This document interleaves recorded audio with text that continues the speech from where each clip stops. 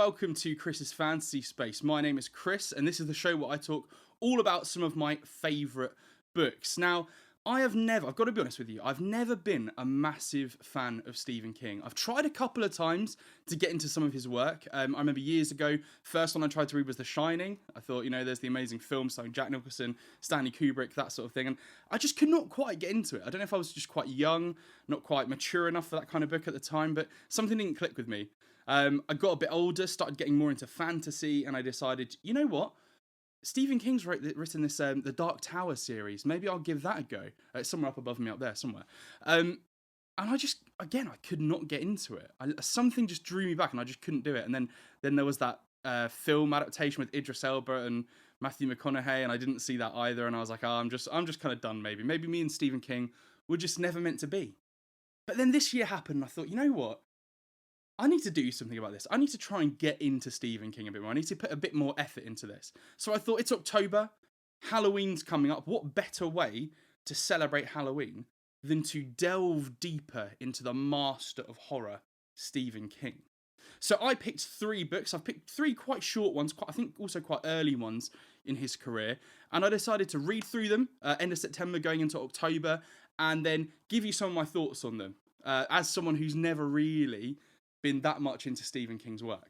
So the first story that I decided to have a look at was, it kind of made sense to go right back to his roots. And I picked Carrie, as you can probably tell from the title of this video. And I thought, you know what, Carrie is something that I've never read.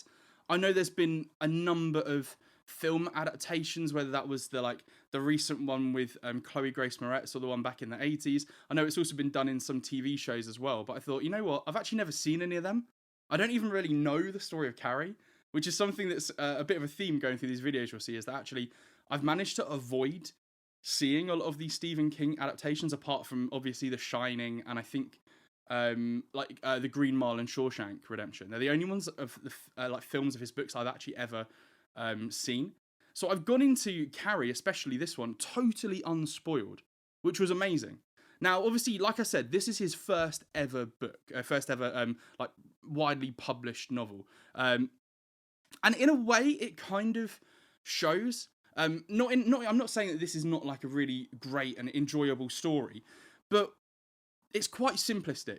It happens over the space of, a few weeks. Carrie, the main character, is a young girl at high school. She has grown up in a difficult and sort of religiously fanatical home, with her mother basically abusing her and beating her if and locking her away in cupboards if she does something wrong. And it's a story that begins with quite a horrible account of some bullying. Carrie gets her first period, and she doesn't know what's going on because her mother's never told her anything about a woman's menstrual cycle and stuff like that. And all the other girls, it happens while she's changing for PE, and all the other girls in the school just end up bullying her, bunching up tissue and throwing it at her in the shower while there's blood kind of all over that she doesn't understand. She thinks she's dying.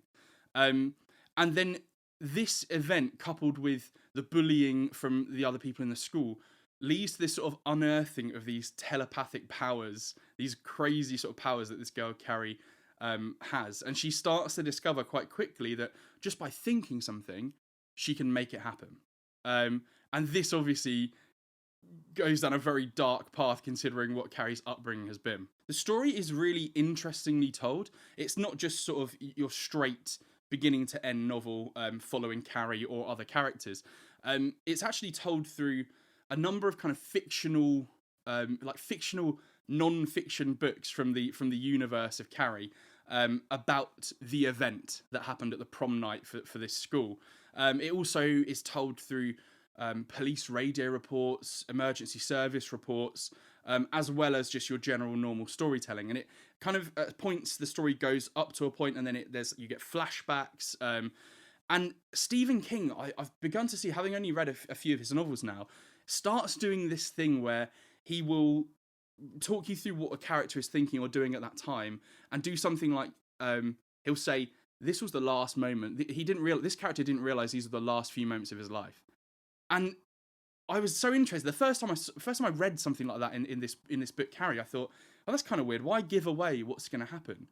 But actually, I found the more that I got into the book, I found, wow, this is this is an incredible way of building tension and making me go, well, what's going to happen?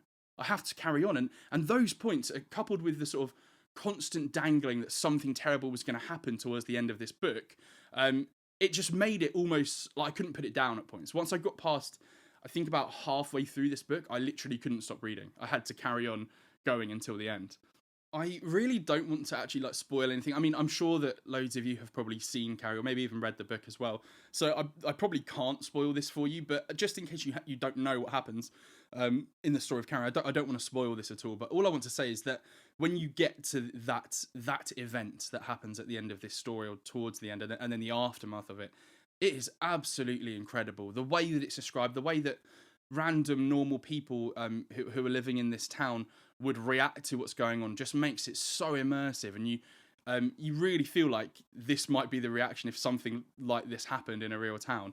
Part of that is because of the themes that Stephen King puts through this. Obviously, like I mentioned at the beginning, there are massive themes of bullying and isolation, and kind of also themes about like unchecked religious fanaticism as well that are very much used by Stephen King in this book to get his message across. And I think for me, one of the most disturbing things about this book is not, you know, what happened, what Carrie ends up doing towards the end of this story, but the thought that actually we've all been there. We've all had difficult times, maybe at high school, secondary school, or whatever, and you've thought, oh man, if I had telepathic powers, like I could do something quite bad right now. Or everyone's always had that thought, like, oh, I could really show this person up if I had this special power, if I had this. And this is Stephen King sort of going, well, imagine if that did happen, and imagine if that happened to a person who's slightly unhinged, or just happened to the wrong person. And I think it's a really, really interesting look at that, and to saying, you know, maybe we shouldn't be, you know, maybe people do bully people and it is bad, but maybe sometimes there is a kind of element of mob mentality to it. And I think this is a really interesting look at that kind of thing. Overall, Carrie was an incredibly enjoyable read. It's only small, as you can see from my copy of it here. It's a really short read as well. Probably did it in about 3 or 4 sittings. And it was a really, really great way to get back into giving Stephen King a try. I know it's his first book, and I know that some people find it a little bit difficult to read because of the way that it's actually written, but it's really short. It doesn't take you too long, especially in comparison to some of the books that I've been reading recently. Like, I've been doing a reread of the Stormlight Archive, and I'm almost finishing Oathbringer again, and that book is an absolute tome. So reading something like this was quite refreshing, actually, to get back into, to actually try and get into Stephen King. The way that it's told, the way that everything is hinted at, and it leads up to this final event in the story, it's a story that will stay with me for a long time, and an excellent way to get back in Stephen King. Definitely a good, horrifying read for the Halloween season. Thank you so much for watching. Please drop a like on this video if you enjoyed it. Please go and watch my other video that was out a while ago about The Last Wish, the first Witcher series book. Very soon, there will be another Stephen King review on the book Pet Sematary. So please look out for that. And I'll see you on the next Chris's Fantasy Space.